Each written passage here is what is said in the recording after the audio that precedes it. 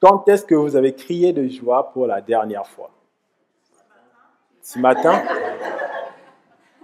Eh, je m'attendais à cette réponse maintenant. Oui, mais j'ai entendu en tout cas j'ai vu de la joie, mais pas de cris de joie, mais de la joie, j'en ai vu. Mais imaginez qu'un jour, un patron d'une chaîne de commerce vous appelle et vous annonce que vous avez été tiré au sort pour des courses gratuites à vie. Qu'est-ce que vous allez dire? Ah oui. Oui, hein, plus d'inflation, vous n'allez plus subir l'inflation, la hausse des prix sur les produits alimentaires. Ça n'aura plus d'impact sur vous. Vous allez avoir une ligne de budget supplémentaire, voilà, budget alimentation affecté à autre chose. Et je pense en effet que même moi, je crierai de joie. Mais ce sera une joie de courte durée, je pense. Il y a 2 semaines, Valdo a prêché sur le psaume 32 de David, qui exprimait sa joie d'être pardonné. Et il se terminait par ces mots au verset 10 et 11. Poussez des cris de joie, vous tous qui avez le cœur droit. Poussez des cris de joie, vous tous qui avez le cœur droit. C'est comme ça que se terminait le psaume 32. Et aujourd'hui, on fait la suite, donc le psaume 33, qui est également une invitation vraiment à la joie. Et on voit vraiment que la joie de Dieu est la joie qui libère. La joie de Dieu est la joie qui libère. Donc, psaume 32, moi je lirai dans la version parole de vie, qui m'a semblé la plus appropriée, et que ça sera affiché, mais je vous laisse le temps de trouver pour vérifier que ce que je dis est bien conforme à la parole de Dieu. Donc, psaume 33, on lira d'abord les versets 1 à 9. Bon, j'attends, j'entends encore des pages qui se tournent. Ça y est. Criez de joie pour le Seigneur, vous qui lui obéissez. Pour ceux qui ont le cœur pur, il est bon de chanter sa louange. Merci. Remerciez le Seigneur avec la cithare. Jouez pour lui sur la harpe à 10 cordes. Chantez pour lui un chant nouveau. Rythmez bien vos cris de joie avec tous vos instruments. Oui, les paroles du Seigneur sont vraies. On peut avoir confiance en tout ce qu'il a fait. Le Seigneur aime ce qui est juste et en accord avec la loi. L'amour du Seigneur remplit la terre. Par sa parole, le Seigneur a fait le ciel. Par le souffle de sa bouche, il a fait toute l'armée des étoiles. Derrière un grand mur, il rassemble l'eau des mers, les océans, et les garde en réserve. Que toute la terre respecte le Seigneur, que tous les habitants du monde tremblent devant lui, car il a parlé et le monde a commencé. Il a commandé et cela est arrivé. Il y a dans ce psaume de David vraiment un témoignage de son expérience avec Dieu. Et il poursuit un peu dans le même thème que dans le psaume 32, avec la même euphorie, en demandant de crier pour le Seigneur. Et les versets 1 à 3, on le voit dans les versets 1 à 3 notamment. Et moi, en lisant ça, je me suis dit, on a vraiment l'impression qu'à cette époque, déjà, la musique prenait vraiment une part très importante dans l'adoration et la louange à Dieu. Certes, à cette époque, ils n'avaient pas autant d'instruments que nous, des instruments modernes comme la batterie, la guitare, le piano, mais ils faisaient avec les moyens qu'ils avaient pour pouvoir composer une adoration, une louange qui soit agréable à Dieu. Et ce qui m'a le plus interpellé finalement aussi dans ce texte, c'est de voir qu'il est en train de dire qu'il faut le faire avec joie. Et je pense que c'est un encouragement pour nous et c'est ce qu'on a exprimé ce matin. Chanter notre louange et notre adoration à Dieu dans la joie. Et une chose qui est surprenante également, à laquelle il faut faire attention en lisant bien le texte, on voit que David, finalement, n'appelle pas tout le monde fait, à louer, à crier de joie pour Dieu. Quand on regarde dans les premiers versets, 1 à 3, encore une fois de plus, on voit qu'il dit « Criez de joie pour le Seigneur, vous qui obéissez, vous qui lui obéissez. Pour ceux qui ont le cœur pur, il est bon de chanter sa louange. »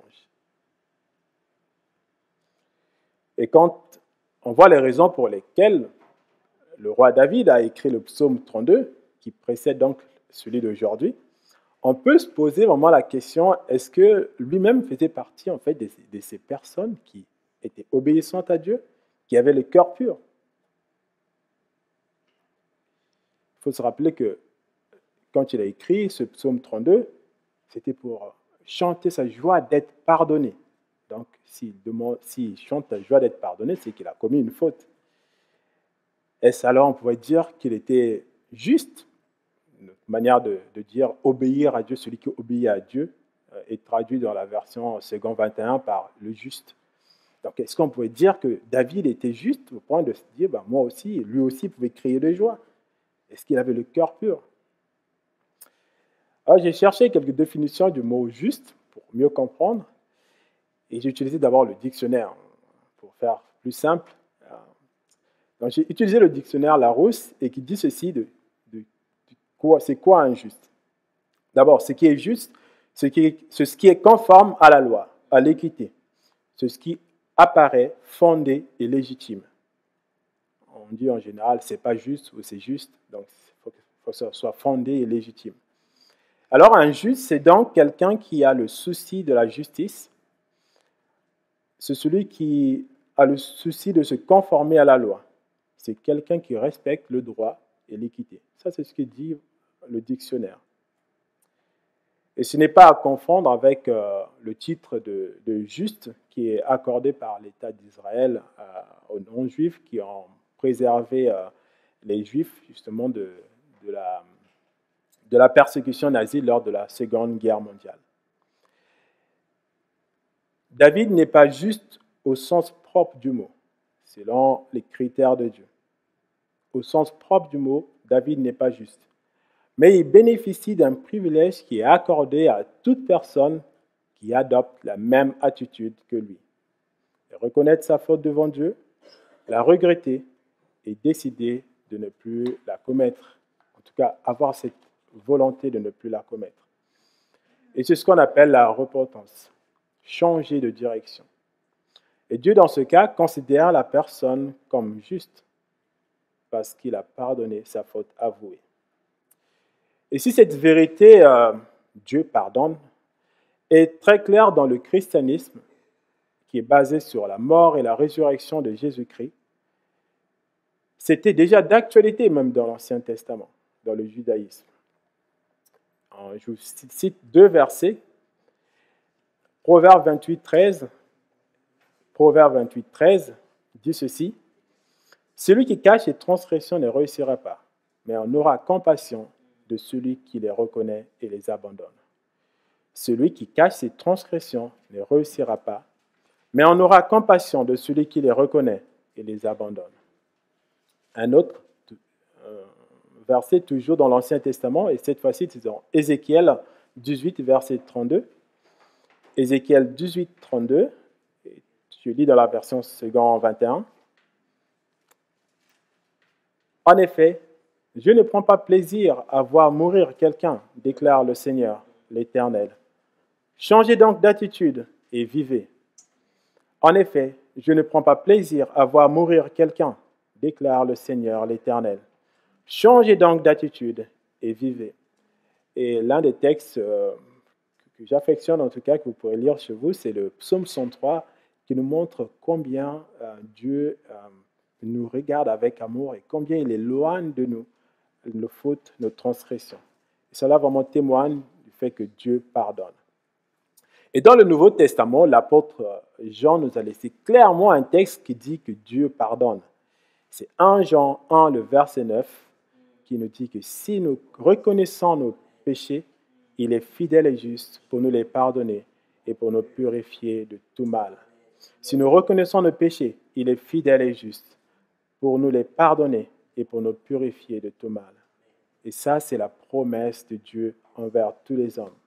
Ce n'est donc pas à cause de son attitude irréprochable que David peut se compter parmi les justes, mais c'est uniquement grâce à sa foi dans les promesses de Dieu. Et si donc vous aussi, vous êtes dans cette situation où peut-être vous avez commis un péché, retenez cette promesse, que Dieu pardonne les fautes quand elles sont avouées et quand on les regrette.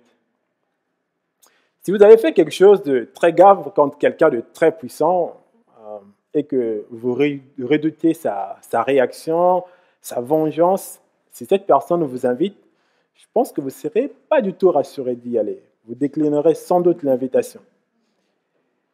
Mais David, qui a commis un péché grave quand même, il a commis un adultère, il a fait tuer une personne, est certain de pouvoir s'approcher de Dieu. On peut se dire pourquoi? Quand on connaît Dieu, et encore, pour eux, c'était encore plus flagrant la puissance de Dieu et sa colère qui s'exprimait parfois par des sentences immédiates. Comment David peut-il avoir cette certitude? Parce que David a confiance en l'Éternel et en ses promesses. On dit que la foi, elle vient de ce que l'on entend. Et ce qu'a entendu David, c'est la parole de Dieu qui lui a été transmise par son père, qui lui-même l'avait reçue de son père auparavant. Et ainsi de suite, on peut remonter jusqu'à Abraham. Et c'est ça la transmission. Et c'est vraiment important pour nous également aujourd'hui de pouvoir transmettre la parole de Dieu fidèlement à nos enfants, à ceux qui nous entourent. On ne peut pas jouir d'une promesse si on ne la connaît pas. On ne peut jouir d'une promesse que quand on la connaît. David connaissait la promesse de Dieu et pouvait alors en jouir.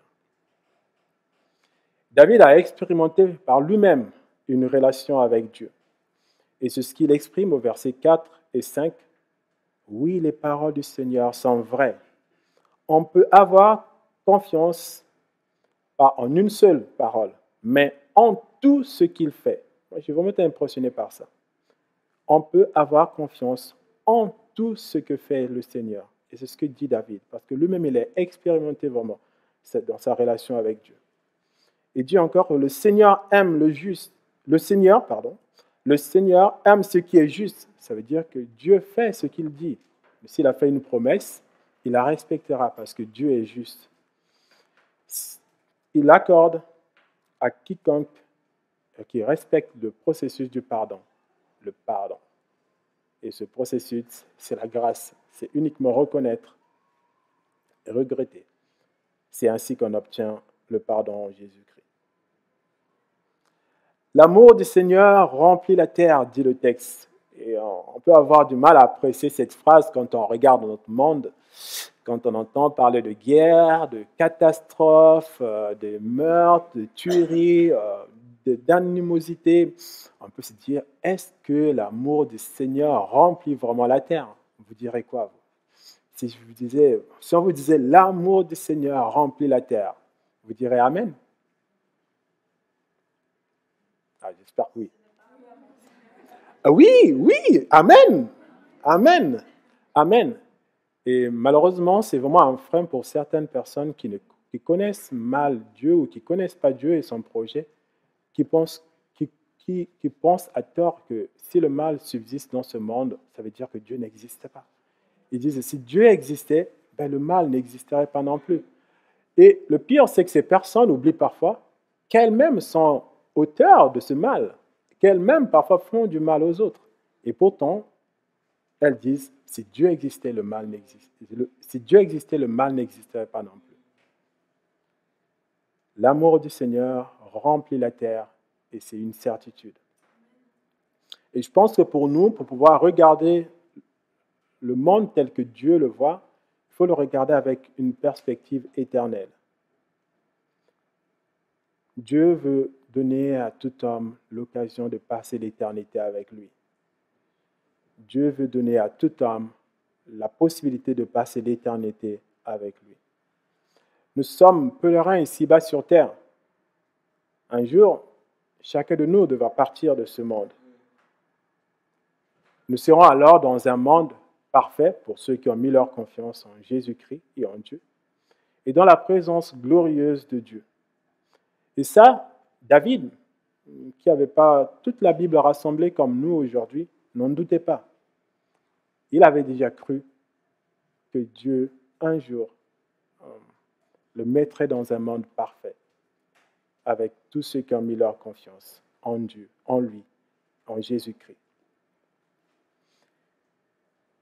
en rappelant que l'Éternel est le créateur du ciel et de la terre, que c'est lui qui détient le secret de l'eau, qu'il cantonne, qu'il délimite pour permettre la vie.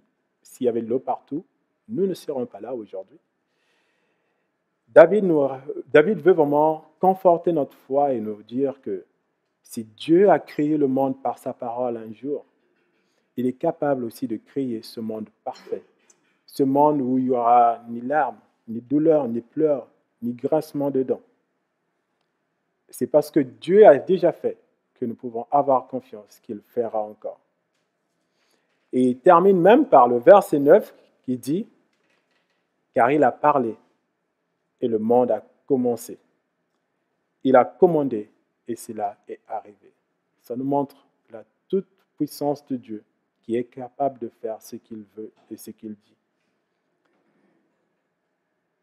La joie véritable vient de connaître Dieu et ses promesses et de pouvoir se les approprier. Les versets 10 à 15, cette fois-ci, toujours dans la version parole de vie. Le Seigneur défait les plans des peuples. Il détruit tous leurs projets. Le plan du Seigneur existe pour toujours. Les projets de son cœur sont valables de génération en génération. Il est heureux le pays qui a le Seigneur comme Dieu. Il est heureux le peuple que le Seigneur a choisi comme son trésor. Du haut du ciel, le Seigneur regarde.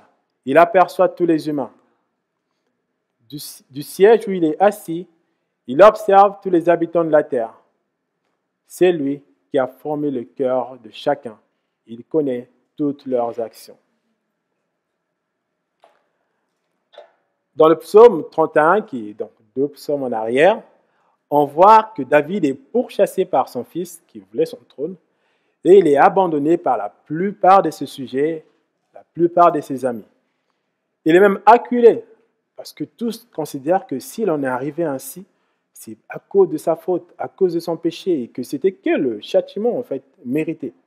Il le méprisait. Ainsi la grâce du pardon qui subsiste. Et en restaurant David au trône, Dieu a quelque sorte contredit les mauvais plans de ces hommes, ces plans malveillants, et annoncé contre David.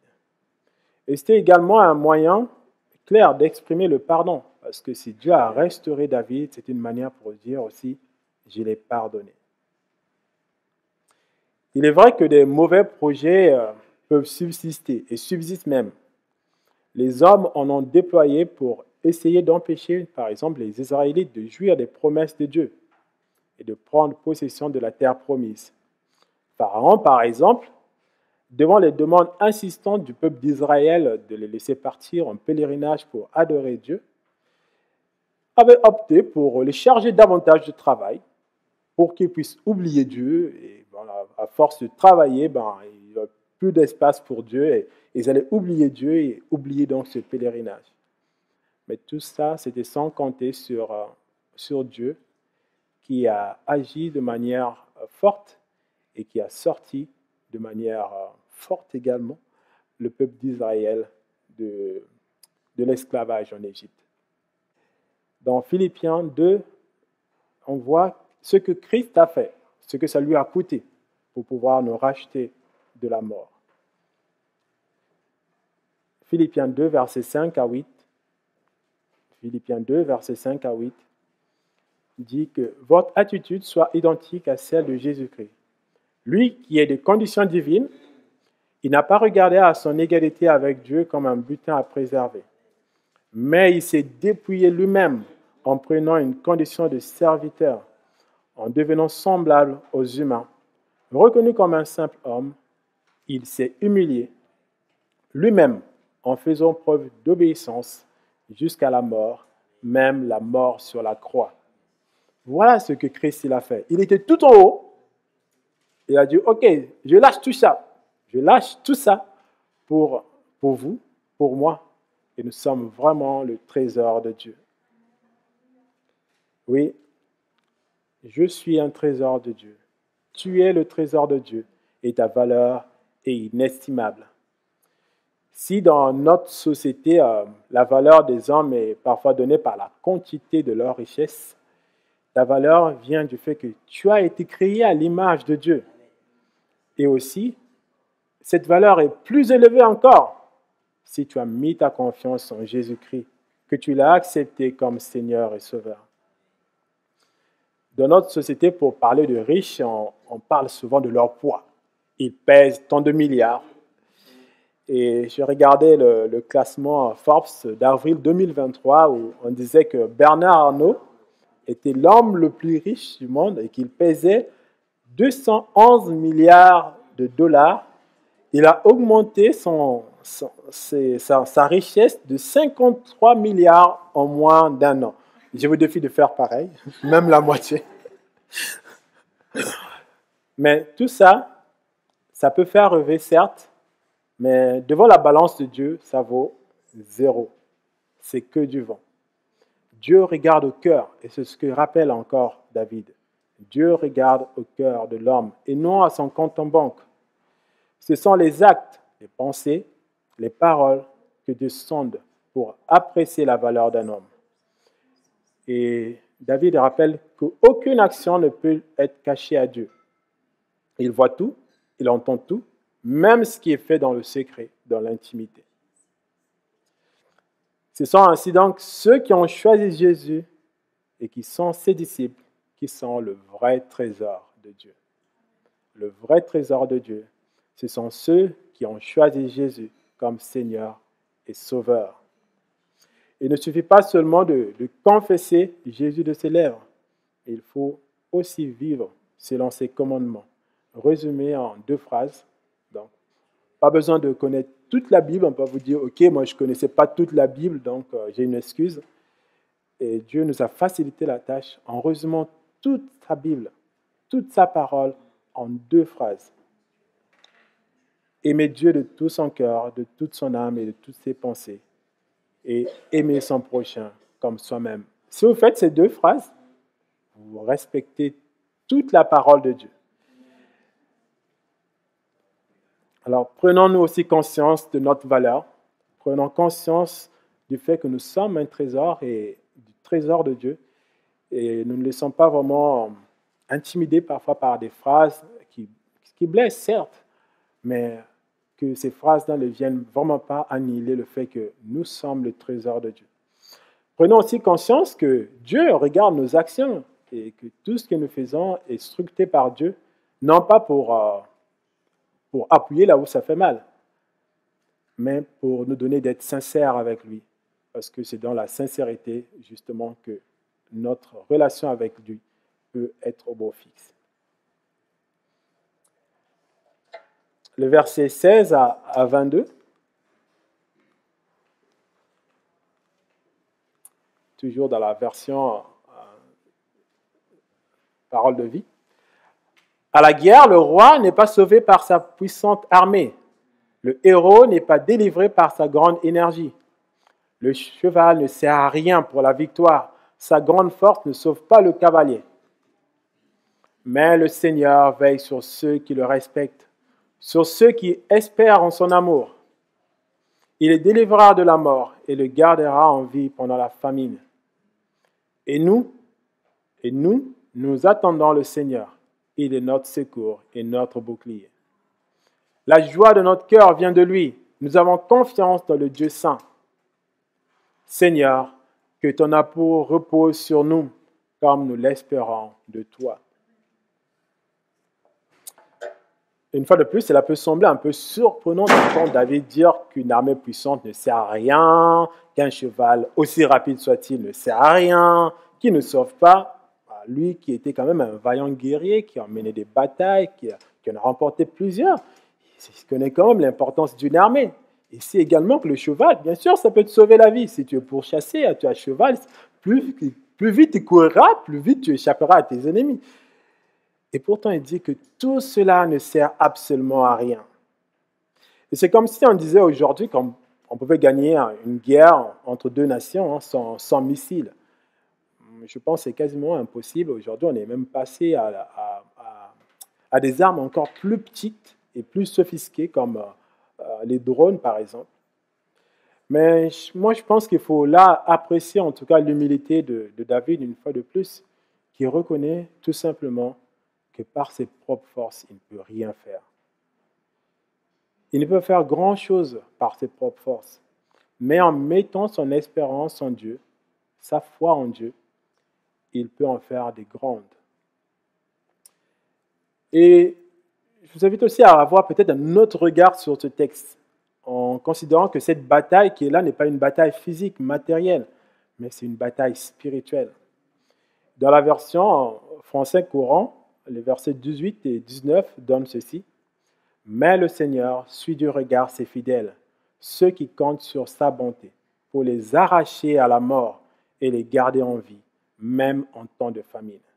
Mais le Seigneur suit du regard ses fidèles, ceux qui comptent sur sa bonté, pour les arracher à la mort et les garder en vie, même en temps de famine. » La mort spirituelle, c'est l'éloignement définitif et irréversible de la présence de Dieu.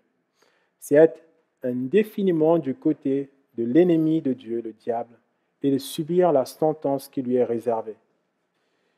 Hélas, ceux qui refusent la main tendue de Dieu de leur vivant risquent cette vain le jour du jugement. Cependant, Dieu veille sur ceux qui ont le désir de le plaire, ceux qui ont le désir de faire sa volonté, ceux qui ont le désir d'accepter son autorité dans leur vie. Ainsi, même quand ils traversent le désert, une épreuve, le Seigneur demeure leur abri. C'est lui qui est le secours infaillible devant le péché, notamment. Et la famine, je la vois un peu comme ça. La famine qui est décrite dans le texte, on peut la voir comme une famine spirituelle, quand on n'a plus de force. Et quand on lutte contre un péché, Dieu se révèle alors le bouclier, le protecteur qui régénère pour permettre de traverser l'épreuve. Il arrache le pécheur à la mort. Et c'est bien ce que Dieu et Christ a fait pour nous. Ça pouvait paraître une mission impossible pour les hommes, être arrachés à la mort. Ils étaient pris dans ce piège. Mais ce n'était pas impossible à Dieu et à Jésus-Christ. Lui qui était sans tache, il a été la rançon de nos fautes. Et c'est par sa mort et sa résurrection que nous sommes rachetés, que nous sommes arrachés à la mort et que nous sommes enfants de Dieu. Aucun homme, sauf Jésus, ne peut se targuer de n'avoir jamais péché. La Bible nous rappelle également que la conséquence du péché, son salaire, c'est la mort. Et nous étions tous dedans, tous sans exception. Notre salaire que nous méritions, c'était la mort. Mais il a plu à Dieu de nous arracher à la mort. Et c'est pour ça, je pense que dans ce texte, il est évoqué la délivrance que Dieu délivre. En fait, on ne peut pas délivrer quelqu'un qui n'est pas en danger, il n'a pas besoin d'être délivré, vous êtes d'accord avec moi? Si on parle de délivrance, c'est que cette personne, elle est en danger. Et nous tous les hommes, nous étions en danger. Et Christ nous a arrachés à la mort. Et contrairement aux armes matérielles qui sont inefficaces devant le péché, Dieu, par l'apôtre Paul, nous a donné des armes, une liste d'armes qu'on peut et qu'on doit utiliser quand nous sommes dans l'épreuve, et même dans notre vie de tous les jours, tout simplement. Et ces armes, vous les trouverez dans Éphésiens 6. Alors, je ne vais pas le développer. Dans Éphésiens 6, les versets 11 à 17, on voit qu'il y a la vérité, la justice, le zèle pour annoncer l'évangile de paix, la foi, l'assurance du salut et la parole de Dieu. La vérité, la justice, le zèle pour annoncer l'évangile de paix, sans doute pour qu'on soit plus nombreux à s'encourager. La foi, l'assurance du salut, pour se rappeler que peu importe, l'amour de Dieu ne peut s'éloigner de moi. Et c'est l'assurance du salut. Peu importe ce qui arriverait, l'amour de Dieu demeure constant. L'assurance du salut et la parole de Dieu. Le psalmiste David peut être alors dans la joie, car sa confiance est dans le Dieu saint, le Dieu qui est sans faute, le Dieu qui est immuable, qui ne change pas. Et cette confiance est encore confirmée dans le verset 22 et d'une manière, moi je trouvais très, très, très profonde, comme vraiment une prière. Seigneur, que ton amour repose sur nous comme nous l'espérons de toi. Seigneur, que ton amour repose sur nous comme nous l'espérons de toi. Son espérance est si profonde que David la met au même niveau que l'amour de Dieu. Quelle foi, je ne sais pas si vous pouvez dire que votre espérance en Dieu est pareille que son amour envers vous. Et quand on se rappelle que rien ne peut nous séparer de l'amour de Dieu, ça montre bien que l'amour de Dieu est beaucoup, beaucoup, beaucoup plus grand. Et David lui dit, son espérance est pareille. C'est pareil que l'amour de Dieu. Ça montre vraiment qu'il a une pleine confiance en Dieu. Je ne sais pas si je suis capable de pouvoir le dire, moi, aujourd'hui, mais j'espère, en tout cas, que ma foi soit ferme et que je tienne dans l'amour de Dieu. La barre est haute, elle est très haute, mais une fois de plus, je pense que nous pouvons compter sur les promesses de Dieu et sur celle de Jésus-Christ qui a dit que sans lui, nous ne pouvons pas faire grand-chose, mais avec lui, nous pouvons donc faire des choses. Nous pouvons nous approcher de Dieu sans crainte, avec respect, dès aujourd'hui et pour l'éternité. Et cette invitation, elle ne vient pas de moi, elle vient de Jésus-Christ, une invitation qu'il a faite à tout homme, à toute femme, à toute l'humanité. Dans Apocalypse 3, verset 20, il dit « Voici, je me tiens à la porte et je frappe. Si quelqu'un entend ma voix et ouvre la porte, j'entrerai chez lui, je souperai avec lui et lui avec moi. Voici, je me tiens à la porte et je frappe. Si quelqu'un entend ma voix et ouvre la porte, j'entrerai chez lui, je souperai avec lui et lui avec moi. » Alors, si vous avez accepté cette invitation de Jésus, soyez sûrs de son amour.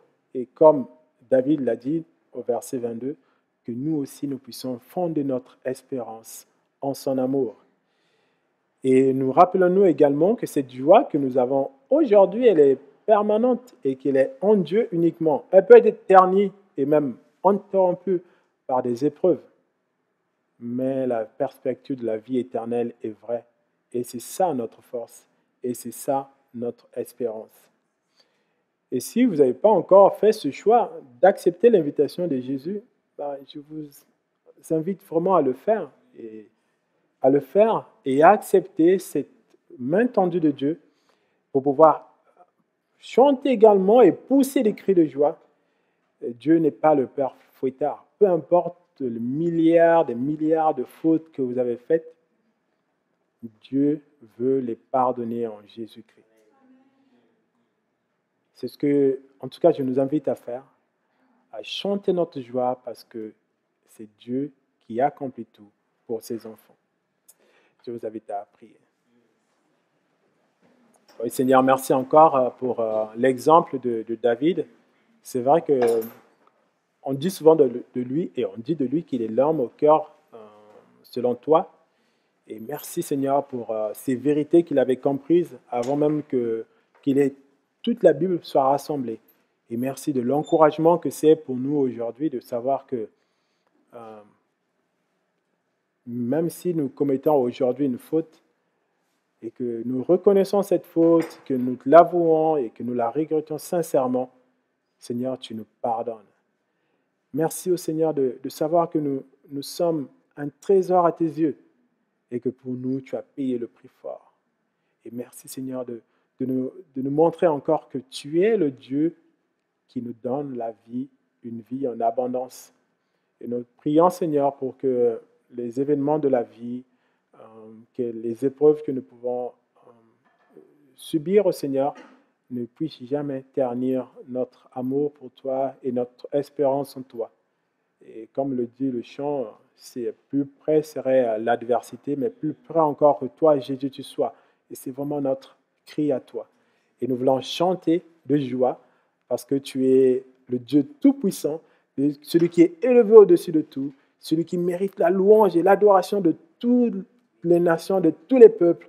Et pourtant, tu nous appelles, nous, à venir, à célébrer cette joie avec toi. Et ce n'est pas parce que nous avons remporté des guerres, nous avons remporté des batailles, non. C'est tout simplement parce que nous avons mis notre confiance en Jésus-Christ, le Sauveur que tu as placé pour tous les hommes, pour toutes les femmes. Que, Seigneur, ton amour soit clair pour ceux qui ne l'ont pas encore compris. Et je prie au Seigneur pour ceux qui ont du mal à percevoir ton amour dans ce monde à cause des actes des humains, à cause de la méchanceté du cœur de l'homme.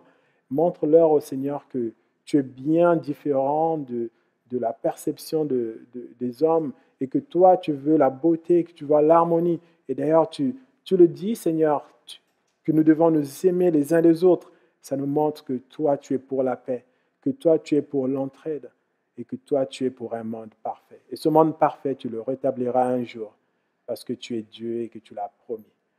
Merci pour la vie. Merci pour l'espérance vivante que tu nous as donnée. Sois notre Dieu à jamais. En Jésus. Amen.